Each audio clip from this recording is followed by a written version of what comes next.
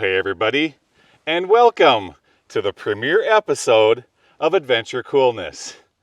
Now, I know all of you are wondering, what is Adventure Coolness all about? Well, I'm here to tell you. But first, let me thank all of you that have bounced over from our other channel, Abandoned and Forgotten Places. Thank you so very much. And to all of you brand new subscribers out there or brand new viewers, thank you so very much for coming along today to take a look at the premiere episode, because we have got some really, really cool places to show you guys. All right, so what is Adventure Coolness all about? Okay, well, you know, for the last 6 years, I have been bouncing around all over the Western United States, documenting places for my other channel, Abandoned and Forgotten Places. And while I was doing that, many of those sites were in absolutely beautiful areas. And that beauty of both terrain and topography, as well as many of the things that I found along the way, never made it into any of those episodes. And so what Adventure Coolness is going to do for you is we're going to be going back to many of those locations so that you guys can see some of the beauty that the Western United States has to offer, especially in some of these places that aren't very well known about. Yeah, and there's lots of them out there. There is lots of them. So let's kind of like contrast for a second. You know, when people go on family vacations out west, everybody knows about Yellowstone National Park or Glacier National Park or Monument Valley in Arizona, for example. But like many people have never seen some of the little hidden gems scattered about between Nevada and Arizona. And that's what I want to show you guys. But it's not just going to be just that. You know, along the way, I have seen many anomalous things over the years. Things when I was, you know, kind of going through Google Earth and you just see something on there where you say, what is that thing? Yes. Why is it sitting in the middle of nowhere? It's like, you know, thousands of acres of emptiness, and all of a sudden there's something that's shaped like a triangle, or, you know, it's shaped like a monolith, or whatever the case may be. So many really cool, anomalous things out there. I'm going to be showing those things to you guys too in the coming weeks and months. We've got a really cool lineup for you, and so that's what we're going to be doing today. But we're going to be trying to do it in a way that's maybe never been done before. A little bit different than everybody else. That's right. We know that, you know, overlanding and hiking and things like that, you know, it's all over YouTube. But we wanted to do this our own unique way. And I think you're going to enjoy it. I think you're going to say that that's pretty cool. Maybe you've seen it before, maybe you haven't, but it's all about trying to capture a very immersive experience for you, the viewer. That's my goal. I want you guys to feel like you're right there with us, right? Like, let's say in the back seat of Bob as we go bumping down the trail to these really, really cool locations. Does that sound about right? That does, yeah. All right, so what do we have for you today? We are in the I can never pronounce Palmosa? Palmosa. We are in the Palmosa Mountains. And I'll tell you what, I will tell you a little bit about this and how I found it. But let's first get into old Bob and head on that way. The mountains are right off that direction. And I'll tell you a little bit about how I found this place and why we're here today. All right, guys, this is going to be fun. Let's get started.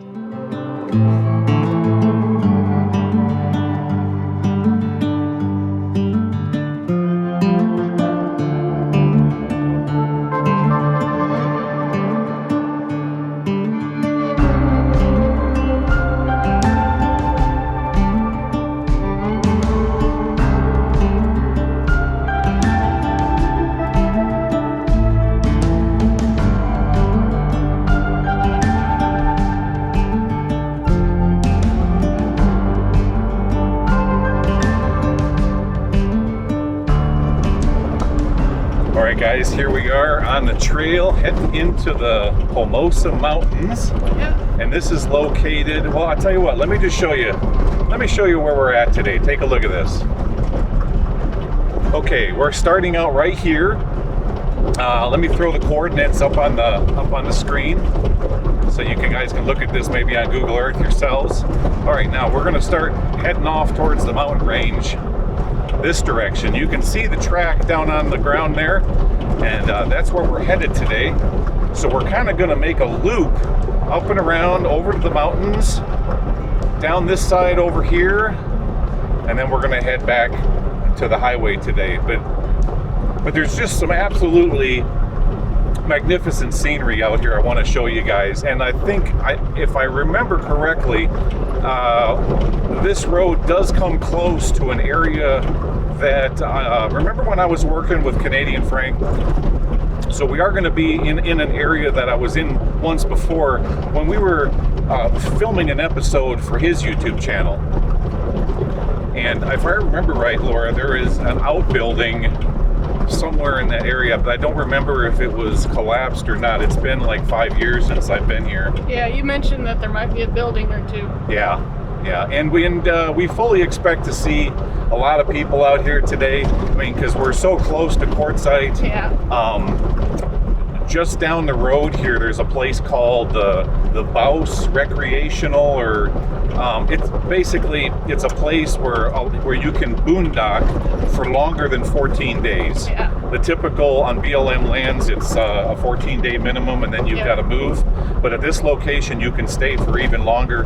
And the area is kind of managed by like let's just call them a camp host. An unofficial camp. Unofficial camp. Yeah, that's exactly right. All right, so as we work our way up the trail here, actually those aren't the mountains that we're headed to are kind of off to the right. But remember a while back I said to you guys, just wait until the first episode of Adventure Coolness comes out, and I'll explain to you why we're wearing white. All right, well, here's the explanation. So when Laura and I were talking about how to put this all together, we were like, well, okay, these are our uniforms or our outfits for Abandoned and Forgotten Places. What are we going to wear for the new channel? And I said, well, we don't want to wear our same outfits because the two different channels have to look a little different. Yeah. Now, I thought about wearing like orange or yellow, but then we would look like wildland firefighters if we wore that.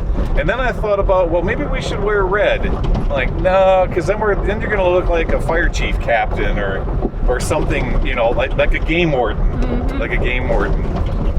And then Laura suggested, well, maybe navy blue, because when you go onto the website 911.com, that's where we get our stuff from.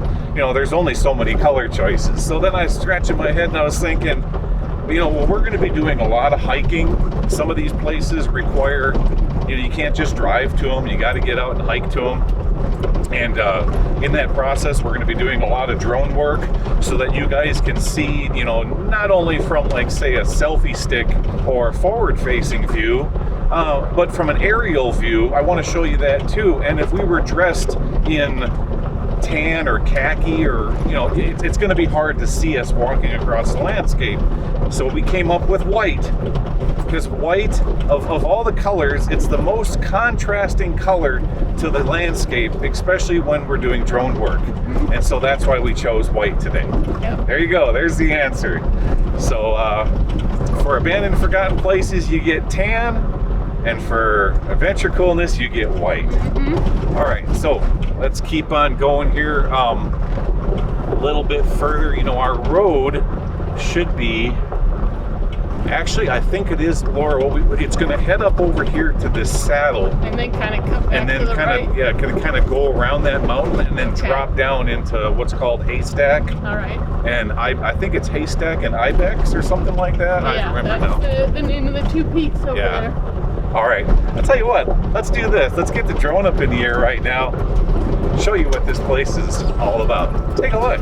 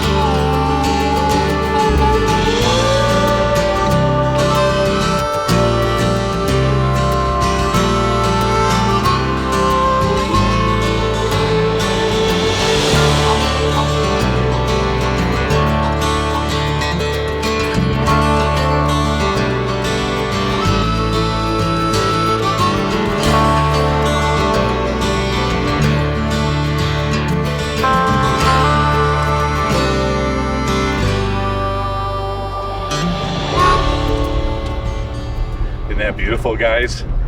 This is such a neat area. You see, look at that road that goes way up there, Laura. It almost goes straight up the hill. Well, it does at some point. Yeah. Wow. You know, I don't think that one's on the map. No, some of them aren't. Let's take a look over here. I'm pretty sure I'm on the road. Take a look here. Well, this is, you see the road we're on right there? Yep. That's the one we want to be on. So we're going in the right direction, aren't we? We're still, yep. Yeah. You know, that's a neat road up there. That would be pretty extreme.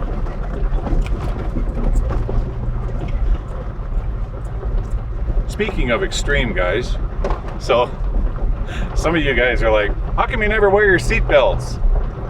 Well, because, you know, we grew up in Wyoming and Nevada, the both of us, and when you're just out, you know, trail riding like what we're doing today, you just typically don't wear, you know, There's not really any need for it. There's really no need for it. Not when you're going 2 or 3 miles an hour on a relatively level trail. But I'm here to tell you, there is some places where I will definitely reach over and snap my seatbelt because you're either on a really dangerous shelf road, and then you do want to have it on in case you roll. Yeah. But when you're just bumping and jumping down the trail at 2 or 3 miles an hour, it's cumbersome, and there's really no need for it. And it likes to lock up on you, so. But I hope to show you guys some of the locations in the coming weeks and months that definitely do require a seatbelt. Yeah. You certainly wouldn't go on these places without it, just in case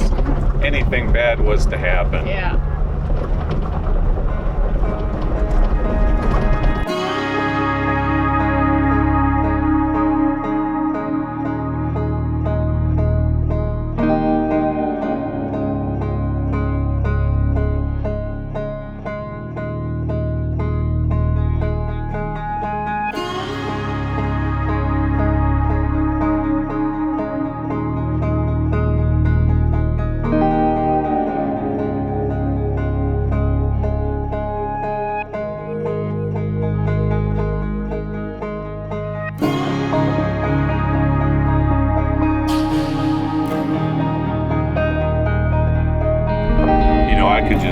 I could run around out here for days. Mm-hmm. Yeah, this is the kind of place to be. Yeah, isn't this something? Sure doesn't feel like winter. No. I mean, what is the temperature right now? Probably in the 70s, mid-70s. Yeah, somewhere in there. Probably about 75, 73. Yeah, I'd say 75. Oh, it's gorgeous. And this is the Monday. Mm-hmm. We're filming this the Monday right before Christmas. Yeah. And just a beautiful place to be. You know, as I drive through this landscape, I look at all of the nooks and crannies and the little places, you know, and you wonder, has a human stepped foot in every single one of these washes, every single draw, every, you know, observed every cliff face for maybe a hidden vein of gold or a vein of quartz or something like that. And you know what? You know what the answer to that question is? We know. Well, actually, surprisingly enough, the answer is yes. Out here it's yes. Out here it's yes. There's other places in the world where I'm sure there are spots where no human has stepped. You're right. Yeah, no human. Like, you know, like especially up there in Canada. Yeah. So all the forests up there and just the deep canyons. Or even some of the more remote places of the world. Think of the Sahara Desert, for example. You know, or Siberia. Mm-hmm. You know, guaranteed that not a soul has stepped foot in any of these locations. But here in the desert Southwest, oh yeah, they have scoured every single inch of these mountains looking for gold back in the late 1800s, early 1900s. For the riches, and even before then, the native peoples of the area were constantly moving from one point to another. Yep. Yeah, you have to think about that. You can't just think about the prospector days. No. You've got to go all the way back to the Native Americans. Mm-hmm. That in how many generations? lots and lots. You know, there has been, you know, countless generations, and that takes you all the way back to Neolithic man too. Yeah. You know, that's why you find in some places arrowheads all over the way, and pottery shards. Yeah. You know, so you got to think of the number of generations it took to produce that many arrowheads or pottery shards in a specific area. Yeah, some places you can tell if there might have been just a temporary site. Other ones where there's little bits and pieces of foundations left. Maybe they had a more semi-permanent permanent home there. Yeah. You know, there's a place in Wyoming, very secret place. Definitely not one that I would, if I was to ever take you guys to and show you. I couldn't do any drone work. I couldn't do any of that because it needs to remain secret. But what it is, it's a buffalo jump. And the Native Americans used to actually run the buffalo in herd off of a cliff. And then down below, they would, of course, do what they had to do, and then cape them out, which means pull the hides, and then of course, you know, they would, you know, take the meat and everything like that. But when I was there, my gosh, the arrowheads and the skinners, you wouldn't believe how many skinners I found, and oh my gosh, but you would never know it's there. And the only reason I was able to find it is because a Native American from the Shoshone tribe told me about it in strict confidence. And I guess there's only like maybe him, his son, and me that know about it. And no, you guys were you'd have to waterboard me for me to ever talk about it. But I think if I did like if I filmed it in a certain way where you could never see the topography or never see horizon lines and things like that, I might be able to do that. I don't know. It'll probably never happen. I don't know if we'll ever get back. I would love to get back to Wyoming and show you guys some of the places that I discovered, the unique sites I discovered in the 30 years of living there. Absolutely incredible. Completely jaw-dropping. As a matter of fact, here, do this. Pull up Cyclone Pass. Okay, type that in Google. Cyclone Pass, which overlooks, I believe it's Shoshone Lake. Take a look at that on Google Earth. You'll agree. And it's one thing to see it on Google Earth, but holy cow, it's quite another to see it in real life.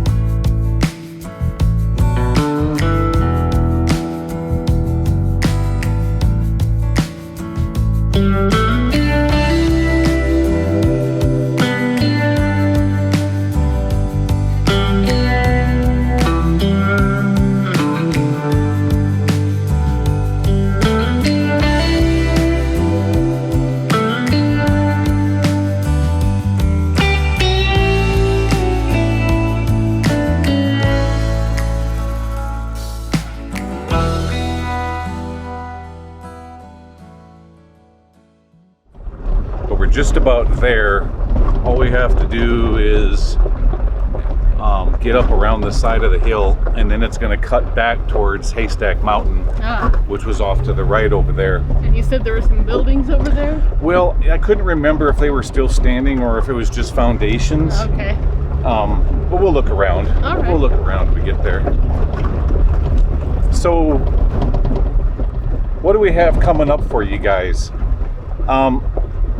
Well, of course, we're going to keep exploring areas and showing you things around Arizona for the rest of this winter. But our goal is, as the channel grows, we want to take you to some, really, really neat spots. And it's not just in Arizona and Nevada. Yeah. We're probably going to do that for the first year of the new channel. And then depending on how it goes, we want to expand our horizons out to, say, Colorado. Yeah. I mean, if it gets big enough, we'd love to go up to Alaska. Yep. But we'll see what the channel does. Yep, or and maybe someday Canada, parts of Canada, maybe someday parts of up to Alaska, or in that area. So, the goal here is to try to create a really neat episode, basically like 30 minutes of escapism. Is what it is. So, because there's many people that just they don't live in this part of the country, or they just love the beautiful landscapes and things like that, and we want to bring that to you guys, and we want to try to keep it diverse. So there's going to be weekends where we're doing more of like a kind of like how we're doing with this one. Really cool topography and neat drone shots, kind of showing you where we're going that particular day. There's going to be other episodes of really, really gnarly trails and rock crawling and crazy shelf roads and things like that. And then there's going to be episodes where we're going to show you anomalies, things I found over the years that just don't make any sense, sitting out in the middle of the desert. We'll have to go and figure out what they are. Yeah. So I'll show them to you on Google Earth, and we're going to head out there. There's also going to be episodes coming up where we found really neat caves. Some of them don't go in very far. Others are just kind of like a hollowed out area of the side of a cliff where the Native Americans used to make, a little house out of it, or a place to get out of the heat, things like that. Areas with really awesome petroglyphs. And I know of spots like that.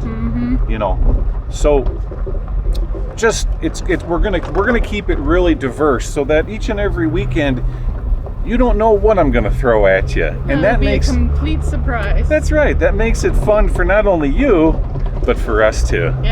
Okay, so we're going to head up just around the corner here and get up to where, and then we're going to get out and walk around a little bit so we can show you a kind of a ground view of what this area looks like. Okay, we'll see you up there.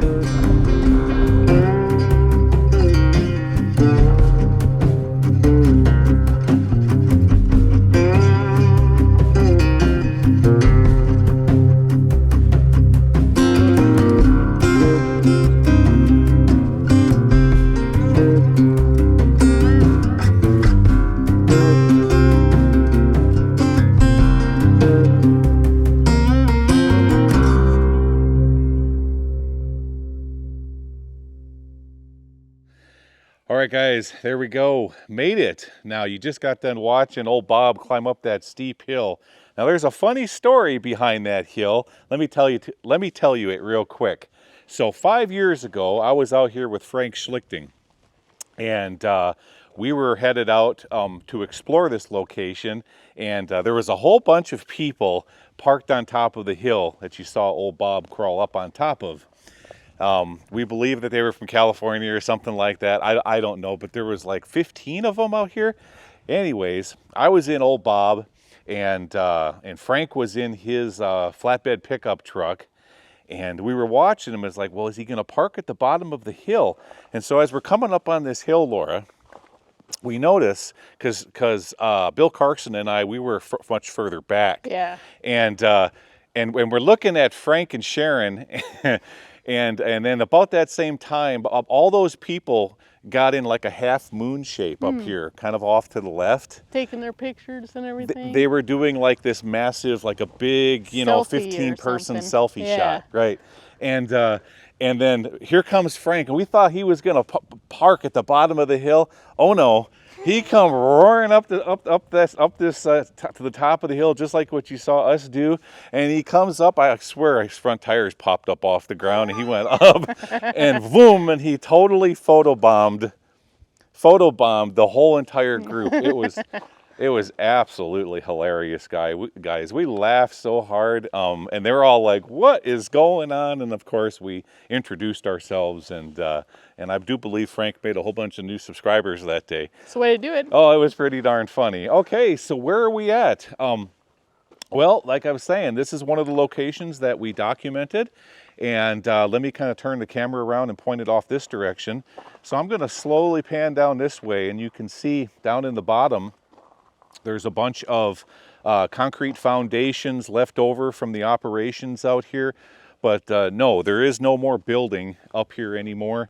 It's just sitting down there. Just nothing but concrete.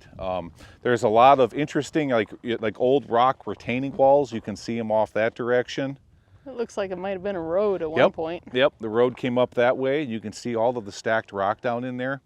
So the question is where did the building go? I'm going to show you where they put the building. Let's head off this way, Laura.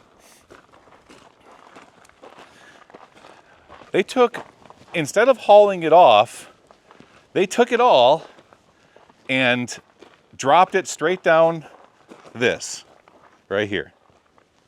And I point to you. Right there. You see the ladder and the debris field and all of the wood? Looks like a bunch of pickup sticks. It does.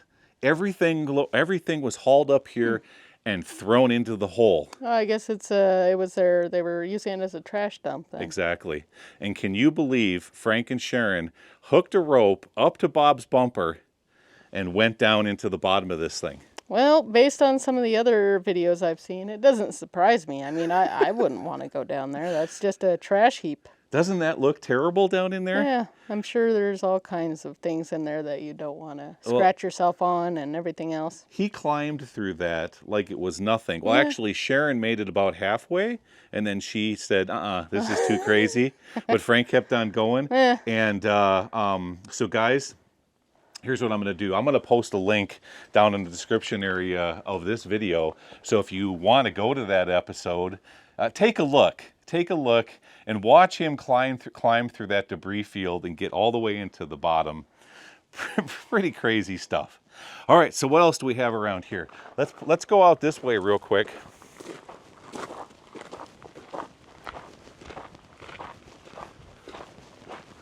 So we're going to go around the corner because I'm going to show you what's called, I believe it was Haystack? Yeah, Haystack Peak. Haystack Peak, yeah. That's right. We'll get a good shot of it right around the corner here.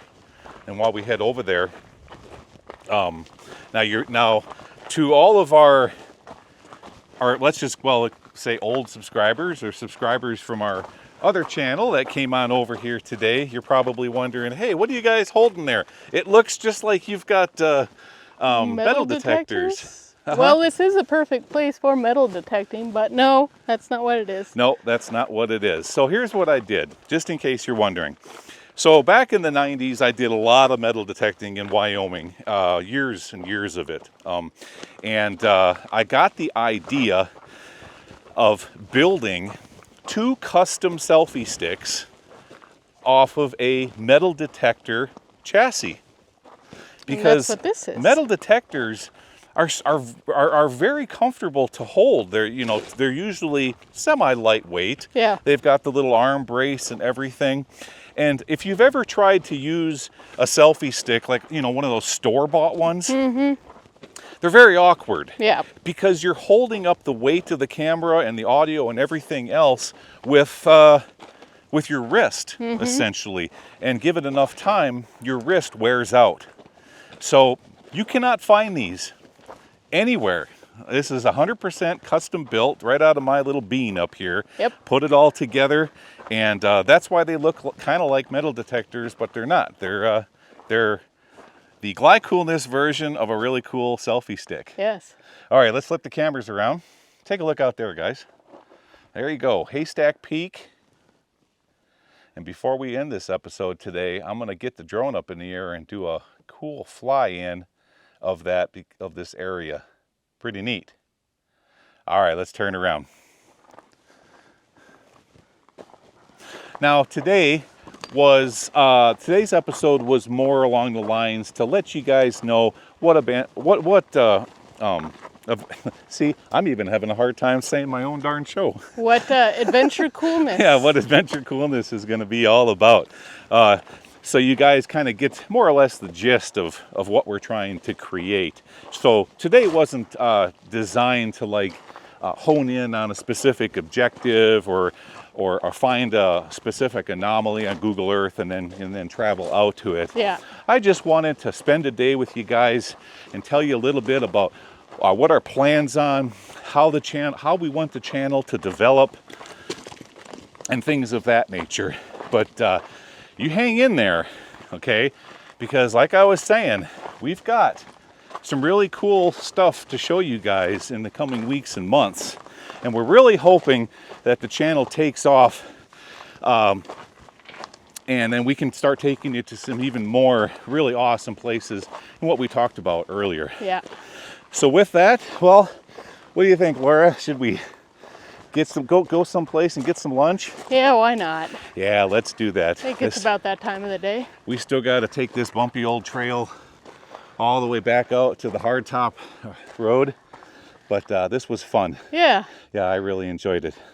All right, guys. Well, with that, we're pointing into the sun. Let's turn around this direction. Let's head over here to Bob. Always got to remember